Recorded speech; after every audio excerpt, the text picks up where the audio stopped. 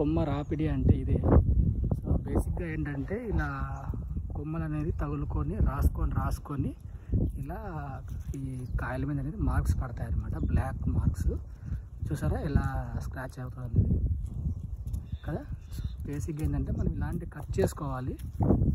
So చాలామంది తెలియక ఇది కూడా ఏదో రోగం అని చెప్పేసి పెద్ద పెద్ద వాట్సాప్ గ్రూపుల్లో అడుగుతూ ఉంటారు.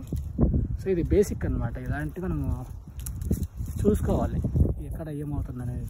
సో ఇక్కడ చూస్తే క్లియర్గా కనిపిస్తాం కదా, ఆల్మోస్ట్ 2 నుంచి 3 కాయలు ఈ బంచ్ అనేది ఈ కొమ్మ రాపిడికి గురయ్యి ఇలా బ్లాక్ స్పాట్ తయారైంది.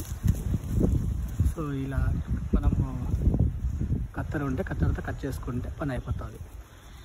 సో దీనికి కూడా కొంతమంది మందు కొట్టే వాళ్ళని చూసినాను. సో చూడండి